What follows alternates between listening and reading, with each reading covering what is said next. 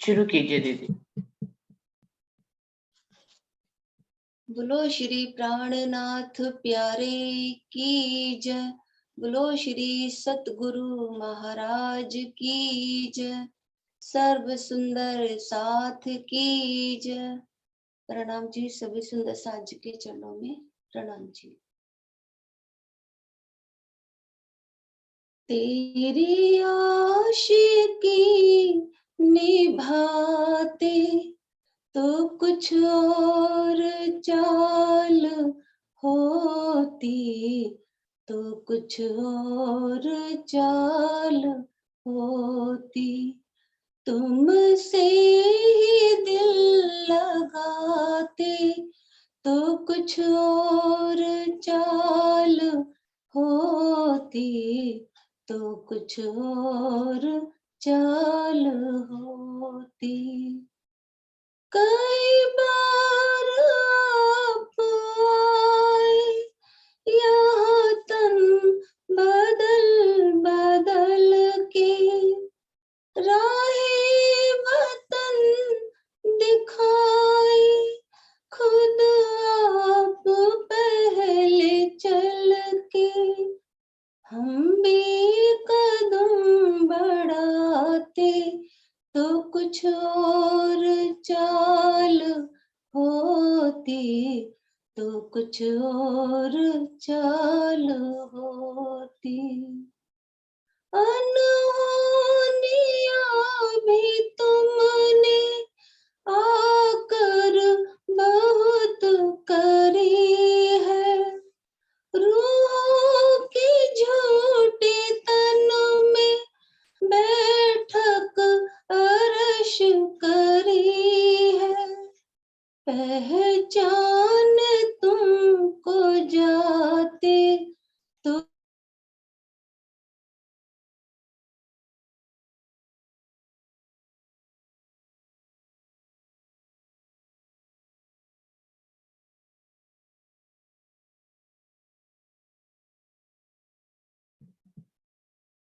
विजय दीदी आवाज नहीं आ रही। प्रणाम जी। आवाज चली गई है। प्रणाम जी। हाल होती, खिलवत करी है जाहिर अपनी रूहों की खातिर, वरना ये झूठा आलम इसके नहीं था काबिल। दिल में दर्द जगाते तो कुछ और चाल होती, तो कुछ और चाल होती। तेरी आशिकी निभाते तो कुछ और चाल होती, तो कुछ और चाल होती। इतनी पुकारे सुनकर हाय क्यों ना रूह जगी है, वचनों के बाण से भी कोई चोट ना लगी है। रहनी में रूह की आते तो कुछ और चाल होती, तो कुछ और चाल होती। तेरी आशिकी निभाते तो कुछ और चाल होती, तो कुछ और चाल होती। तुमसे ही दिल लगाते तो कुछ और चाल।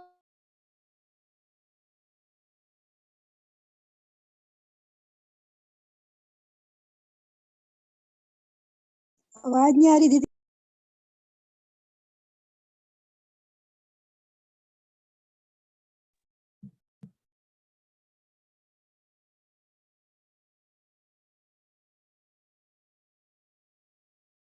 दीदी का नेट स्लो हो जाता है मेरे ख्याल से, इसलिए नहीं आती आवाज।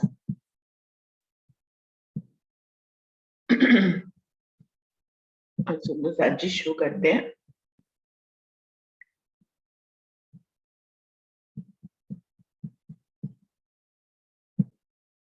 जी प्रणाम जी। प्रणाम जी, सभी सुंदर साथ जी को प्रणाम जी। प्रणाम जी। प्रणाम जी दीदी। प्रणाम जी। प्रणाम जी। प्रणाम जी। शुरू करते हैं सुंदर साथ जी। प्रथम लागू दोय चरण को, धनिये न छुड़ाइयो खीन।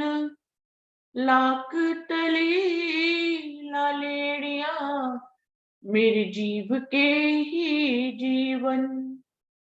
इन पांव तले पड़ी रहूं, धनी नजर खोलो बातून।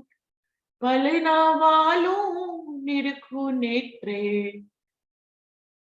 मेरे जीव के ही जीवन। मेरे जीव के ही जीवन। चर्चा प्रारंभ होते हैं, सुनो साथ चित दे। भजो राज क्षमा श्री प्राणनाथ, सखी जीवन हमारो ए। श्री महामति कहे साथ जी, भया चर्चा का वखत। अब तुम सुनियो चित दे, लाल आगे आए बैठे इन तखत। लाल आगे आए बैठे इन तखत। बोलिए श्री प्राणनाथ प्यारे की जय। बोलिए श्री सद्गुरु महाराज की जय।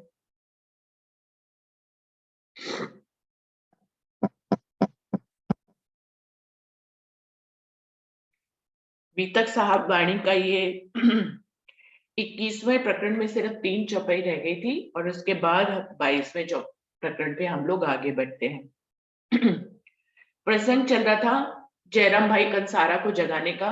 जयराम भाई कंसारा को जगाया और उनके साथ साथ और भी सुंदर साथ निजानंद संप्रदाय में शामिल हुए, जिन्होंने शिवजी साहिब जी के ऊपर समर्पण किया और उनसे तारतम ज्ञान लिया, तारतम मंत्र लिया।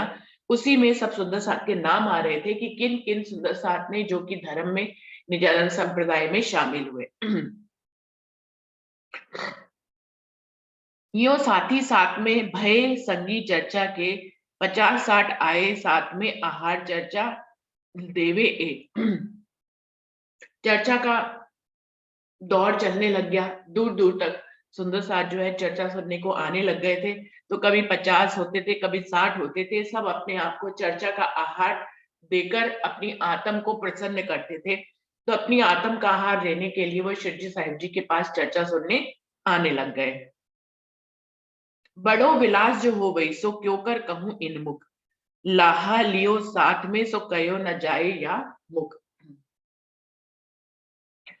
जब बहुत से सुंदर साथ मिलते हैं तो आनंद मंगल तो होने ही लग जाता है। ये तो आज तक ऐसा होता है। अभी तो हम लोग जूम की बैठक में बैठते हैं, जबकि बहुत दूर दूर होते हैं हम लोग, फिर भी आनंद मंगल हम लोग करते हैं।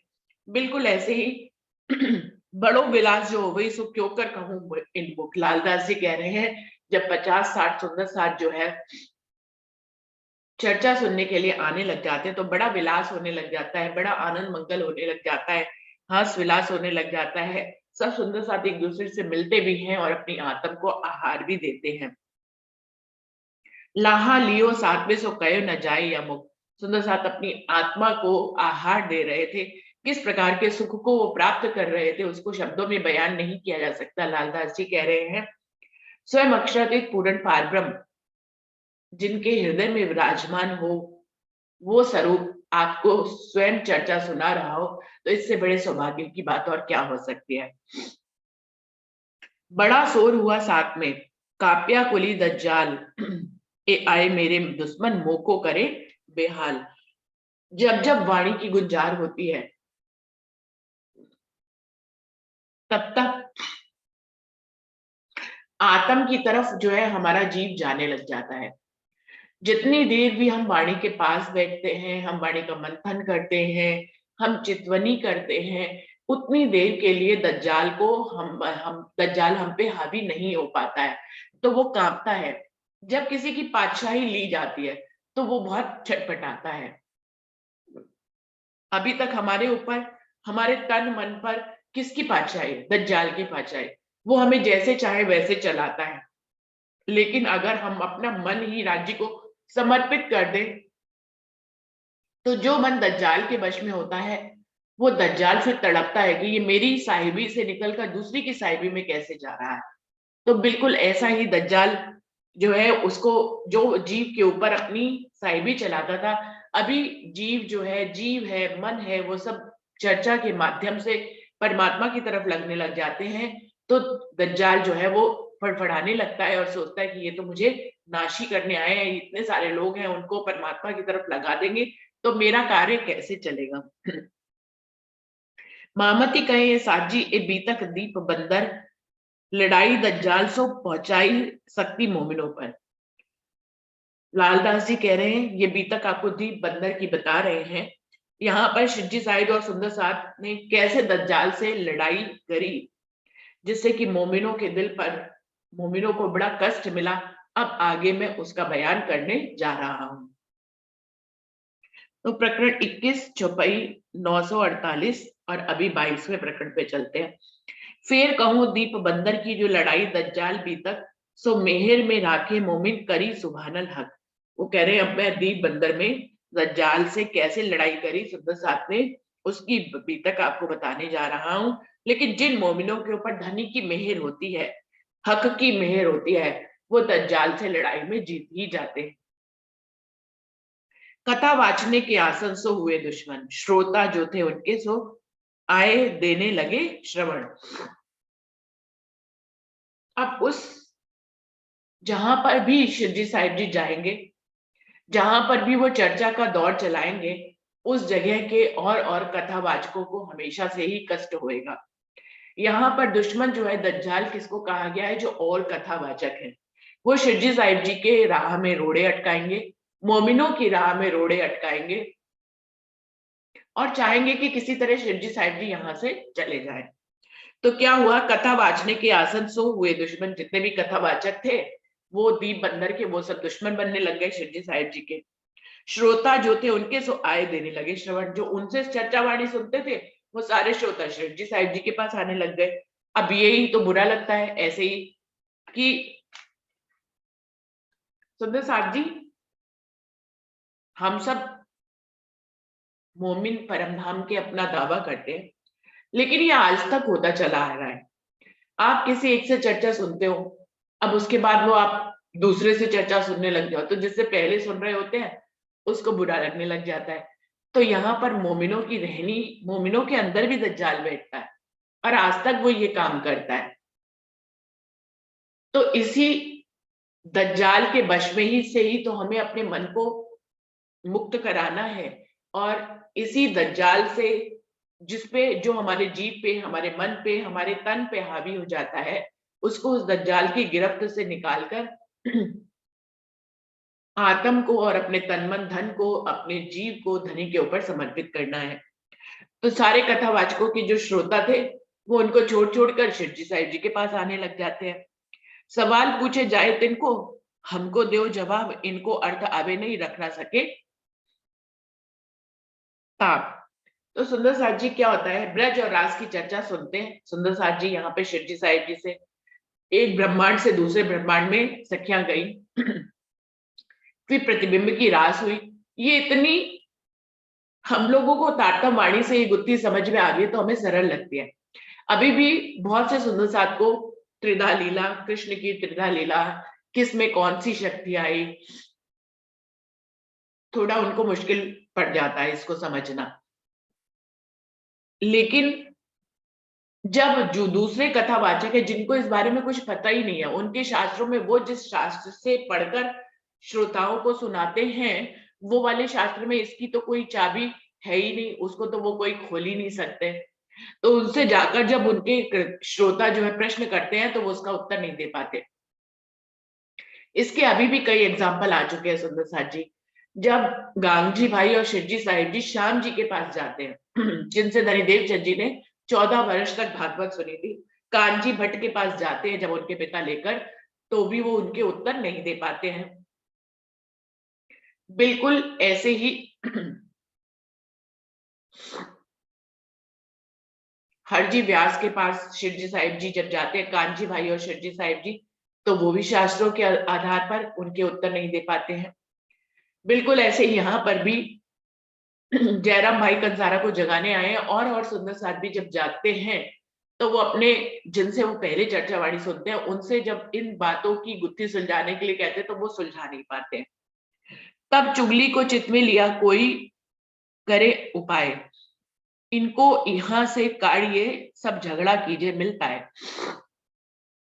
तब जितने भी कथावाचक होते हैं कहते हैं दुश्मन का दुश्मन हमारा दोस्त, सबके वो दुश्मन बन जाते हैं शिवजी साहिब जी। इसलिए सारे कथावाचक आपस में जो पहले एक दूसरे के दुश्मन थे अब सब दोस्त बन जाते हैं, गांठी कर लेते हैं कि अब हमें मिलकर इनको यहाँ से निकालना है दीप बंदर से। तो मन में सोचते हैं कि राजा को चुगली कर दी जाए कि ये तो सभी देवी देवताओं की निंदा करते हैं, क्योंकि शिवजी साहिब जी अक्षरातीत पूर्ण पारब्रह्म के बारे में बताते हैं। तो जब पारब्रह्म के बारे में बताएंगे तो निश्चित ही वो बताएंगे कि ब्रह्मा विष्णु महेश की पहुंच कहाँ तक है। महाप्रलय में ब्रह्मा विष्णु महेश भी नष्ट हो जाते हैं। अगर किसी के देवी देवता के बारे में वो 33 कोटि के देवी देवताओं को मानते हैं, कोई ब्रह्मा विष्णु महेश को मानता है, उसको यदि ये कह दिया जाए कि महाप्रलय में तो सब कुछ नाश हो जाता है, तो उसको बुरा लगता है कि वो जिस अपने इष्ट को मान रहा है, जिससे वो मुक्ति की गुहार कर रहा है, वो खुद ही मुक्त नहीं है, तो सुंदर साथ जी बुरा तो लगेगा ही लगेगा। तो बिल्कुल ऐसे ही उन सब ने ये एक प्लान बना लिया कि राजा के सामने चुगली करेंगे कि ये तो सभी देवी देवताओं की निंदा करते हैं।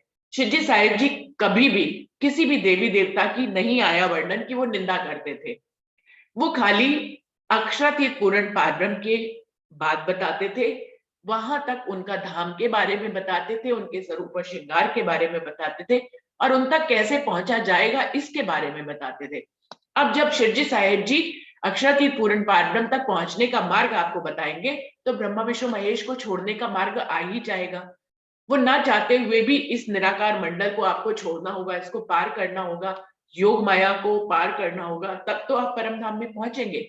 तो जब इस मार्ग को बताया जाता है तो किसी की ब्रह्मा विष्णु महेश की निंदा ना करते हुए भी इस बात को तो बताना ही पड़ता है कि वो निराकार मंडल के अंदर ही है, वो शर ब्रह्मांड के अंदर है, शर ब्रह्मांड जो कि मिटने वाला होता है। तो जब मिटने वाले ब्रह्मांड की बात बताएंगे तो उसमें ब्रह्मा विष्णु महेश और 33 कोटि के देवी देवता के नाश की बात अपने आप आ जाती थी। वो कभी निंदा नहीं करते थे। मिल एक चुगल ठाड़ा किया, करो फिरंगी ए अरज, फिरंगी से अरज, ये देव तुम्हारे निंदक करो हमारी गरज। खुद तो जाते नहीं है, एक शख्स को खड़ा कर लेते हैं कि ये जाकर राजा से चुगली करेगा, क्योंकि खुद अगर जाएंगे तो पता लग जाएगा कि शायद वो चिढ़ रहे हैं इसलिए शिवजी साहिब जी की बुराई कर रहे हैं। अभी श्रोताओं में से ही एक व्यक्ति को खड़ा कर लेते हैं, वो जाकर निंदा करेगा तो बात पक्की मानी जाएगी, खुद निंदा करेंगे तो ये बात आ जाएगी कि भैया ये भी कथावाचक है, ये भी कथावाचक है, मन में द्रोष है, विरोध है, इसलिए जो है उनकी चुगली कर रहे हैं। एक चुगल को खड़ा कर देते हैं कि जाके फिरंगी से तुम बताओ कि ये तुम्हारे देवताओं की निंदा करते हैं, इनको तो इस शहर से निकालना चाहिए। चुगल केते दिन पीछे गया फिरंगी पास, एक शख्स मिला दरबार में इन्हीं कारज की आस। वो चुगलखोर जब चुगली करने के लिए राजा के दरबार में जा रहा था तभी उसको वहां पर एक शख्स मिलता है, एक उसके ही दोस्त के रूप में यहाँ पर राज्य का हुकुम का स्वरूप जो है मिलता है उसको, चुगलखोर को। उसके कई दोस्त थे। राज्य महाराज कभी भी किसी भी रूप में अपने मोमिनों को बचाने के लिए अपने हुक्म से कोई भी रूप धारण करते हैं, ये यहाँ पर बार बार वर्णन आया है। वैसे तो चुगलखोर को तो दर्शनों की कोई आशा थी नहीं राज्य के धनी के, लेकिन राज्य उसके दोस्त का ही एक रूप बनकर उसके सामने पहुंच जाते हैं। ये कौन है? ये राज्य का हुक्म का स्वरूप है। एक शख्स मिला दरबार में इन्हीं कारज की आस, वो उनसे बातें करने लग जाता है, उनका दोस्त। तब उन शख्स ने कहा, तुम कहाँ जात कौन काम आए उतावले दरबार में इन बेर स्थान। पूछता है कि आप कहाँ जा रहे हो इतने उतावले, दरबार में क्या काम है तुम्हें राजा से। तब कया चुगल ने, कोई नया साध आया इत, सो निंदन सब देवों की ताकि चुगली को जा देते। वो कह रहे हैं कि यहाँ पर एक कोई नया साधु आया है जो सभी देवी देवताओं की निंदा करता है, उसकी चुगली करने में राजा के पास जा रहा हूँ। तब उनने कही ते निंदा सुनी अपने कान, कि तुम कहीं औरों की करत हो बिना करे पहचान। तो वो जो उसका दोस्त के रूप में राजी महाराज है, वो उनसे पूछते हैं कि तुमने निंदा कभी अपने कानों से सुनी है कि तुम वो दूसरों के कही हुई बात को राजा को कहने जा रहे हो। तब उनने कही, मोतो मोसो नहीं उन साध पहचान, मैं निंदा कानों भी ना सुनी, कहीं कहूं औरों की जान। तब वो चुगलखोर जो है वो स्पष्ट कबूल कर लेता है कि मैं तो कभी उस साधु से मिला तक नहीं, उनकी चर्चा सुनने की तो बात बहुत दूर है, देवी देवताओं की निंदा सुनने की तो बात बहुत दूर है। मैं तो कभी उन तक गया ही नहीं, मैं उनसे कभी मिला ही नहीं, और मैंने अपने कानों से किसी भी देवी देवता की निंदा सुनी ही नहीं है। ये तो मुझे और दो लोगों ने कहा है, इसलिए मैं कहने जा रहा हूं। ऐसा काम करत है बिन देखे अपने नैन, फिरंगी ऐसे जालिम सुनत तुम मुख बैन। राजी महाराज जो उसके दोस्त के रूप में है, वो कहते हैं, ये तो तुम बड़ा पाप का काम करने जा रहे हो, तुमने खुद न कभी निंदा सुनी नहीं है, दूसरों के कहे हुए करने जा रहे हो। क्या मालूम वो साधु सच्चे हो, तुम्हारी चुगली के कारण उनके ऊपर राजा जो है कोई एक्शन ले ले, और फिर तुम्हारे उस दुर्व्यवहार के कारण परमात्मा तुम्हारे साथ कुछ बुरा कर दे। तुरंत अमल करत है बहुत बुरा एक काम, तिन साध को कसाला बेबी फिरंगी स्थान। निश्चित ही तुम अगर चुगली कर दोगे तो ये जो फिरंगी राजा है, ये उनको साधु को तुरंत ही एक्शन करके उनको पकड़ लेंगे, जेल में डाल देंगे और उनको कष्ट पहुंचाएंगे। और एक सच्चे साधु को कष्ट पहुंचाने के आरोप में परमात्मा शायद तुम्हें कष्ट पहुंचाए, तो क्या हाल तुम्हारा हो गई, कछु होएगा तुम्हें दुख। उनके दिल भली लगी, बड़ो जो पायो सो। वो कहते हैं, तुम किसी साधु की बुराई कर रहे हो बिना देखे अपनी आंखों से, बिना सुने अपने कानों से, तो तुमको जब अगर उनको सच्चे साधु को सजा हो जाएगी तो बाद में तुमको बड़ा पछताना पड़ेगा, तुम्हें बड़ा दुख होगा कि तुमने क्यों उनकी चुगली कर दी। उस शख्स को जो चुगलखोर था, उसको अपने दोस्त की बात एकदम अच्छे से जच गई। उसने कहा, नहीं नहीं, बिना सुने तो मुझे कुछ करना ही नहीं चाहिए, पहले मैं खुद तो सुनूं। तो वो निंदा नहीं करते हैं, अपना विचार बदल लेते हैं। मैं सुनती पीछे फिरया, एक कह के भया आलोक, फिर देखे तो उतना पावई होए के गया लोक। तो जब तक वो चुगलखोर विचार करता है कि मुझे तो अब निंदा नहीं करनी चाहिए, ये तो गलत काम होगा, पहले मैं सुन लूं फिर मैं निंदा करूंगा, जब तक वो विचार करता है, घूम के देखता है तो उसके दोस्त के रूप में जो स्वरूप था वो वहां पे होता ही नहीं, वो तो चले गए थे।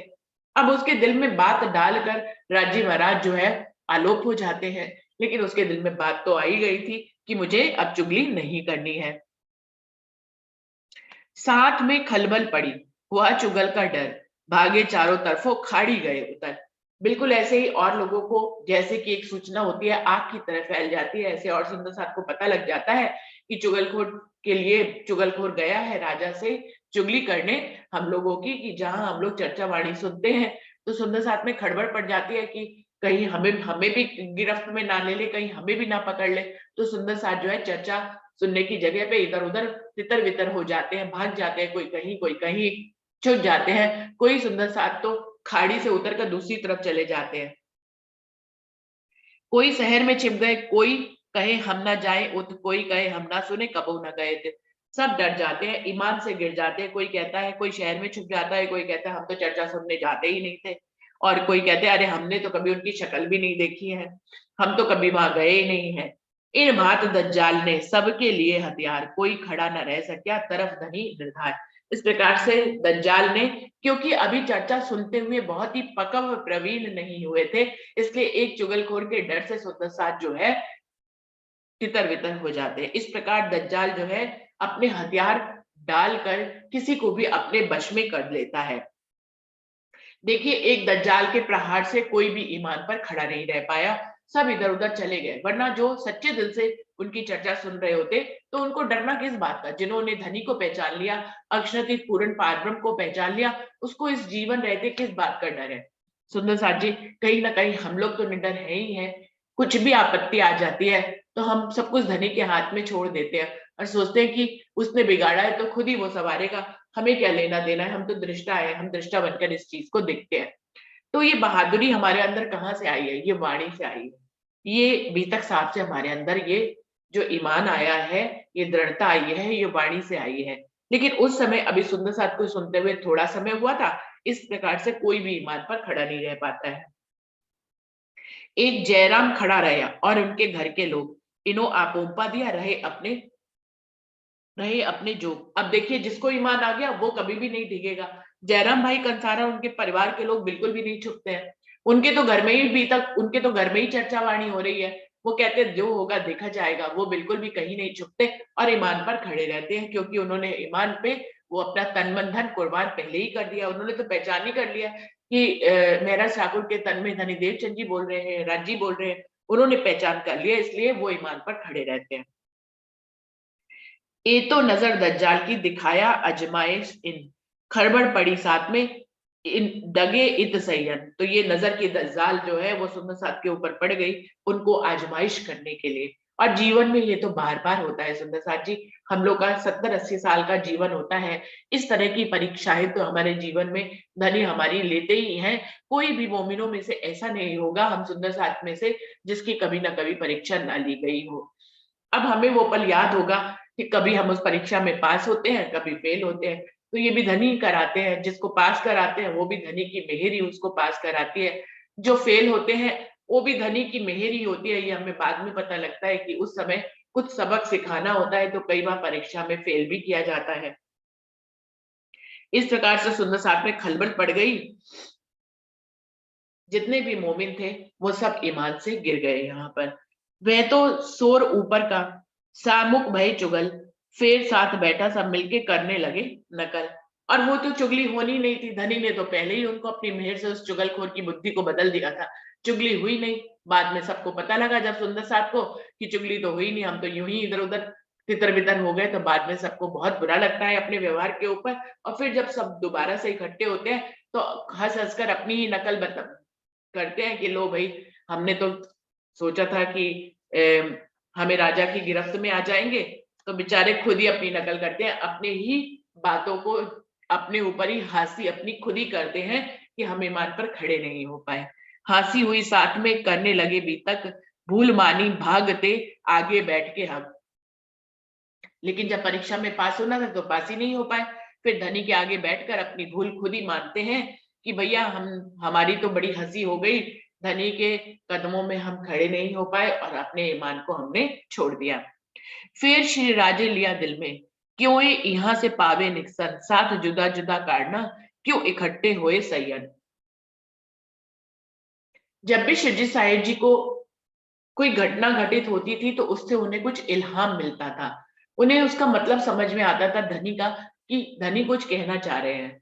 अभी जबकि कथावाचक उनको यहाँ से निकालना चाह रहे हैं, लेकिन शिवजी साहिब जी के दिल में यह आ गया कि मुझे, अगर मैं दीप बंदर में ही टिका रहूंगा, यहीं के लोगों को जगाने का जिम्मा नहीं है।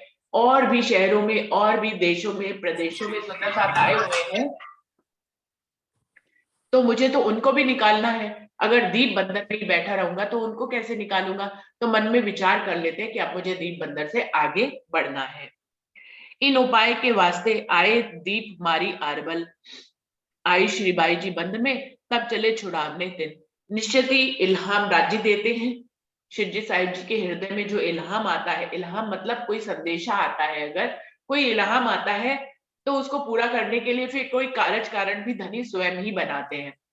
अभी हर जगह जहां जहां शिवजी साहिब जी जाएंगे, चर्चावाणी सुनेंगे, तो क्या होगा कि सुंदर साथ उनसे बंध जाएंगे। अब जब वो बंध जाएंगे तो वो उनको जाने नहीं देंगे। जब जाने नहीं देंगे तो धनी कोई ना कोई कारज कारण जरूर बनाएंगे जिससे कि वो वहां से निकल पाए।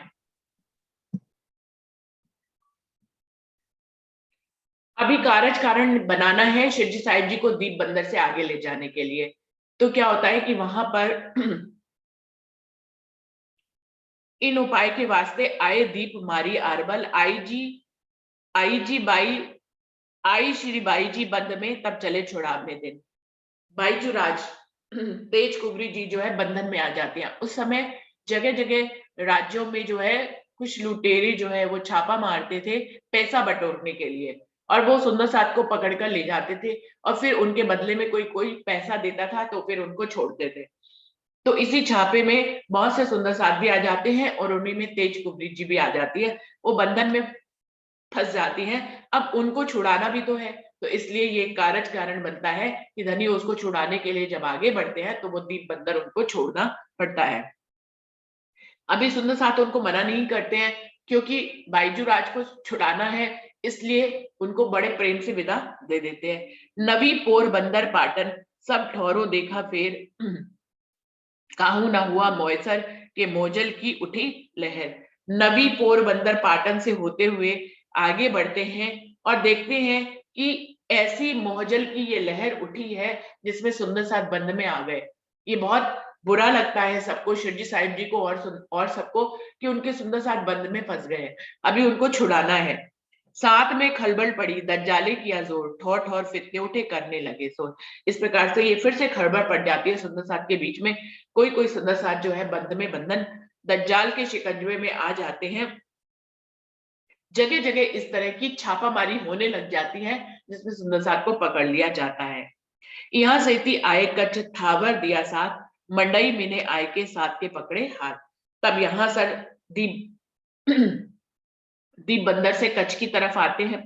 थावर नाम के सुंदर साथ उनका साथ देते हैं शिरडी साहिब जी का, और मंडई में फिर आ जाते हैं और वहां आकर सुंदर साथ के हाथ पकड़ते हैं शिरडी साहिब जी, यानी कि उनको अपने प्रेम में बांध लेते हैं।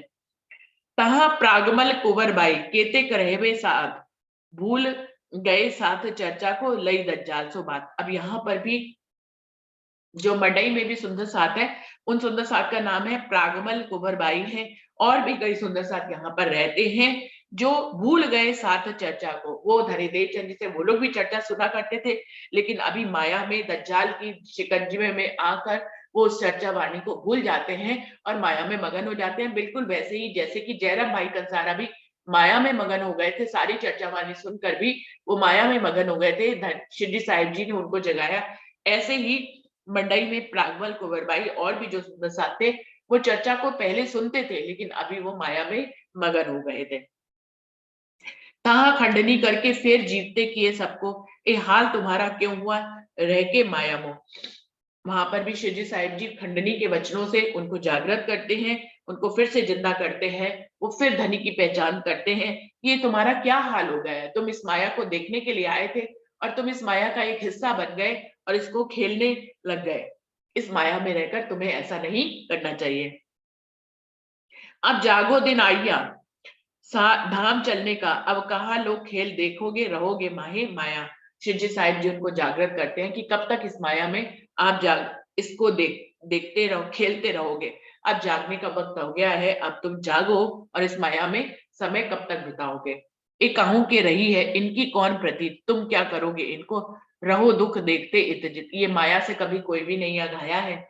इस माया में तो हर किसी को अपनी इच्छाएं पूरी करने की जो पड़ी रहती है वो कभी पूरी नहीं होती है, इसलिए तुमको यहाँ पर इस माया को दृष्टा बनकर देखना है और आगे बढ़ना है।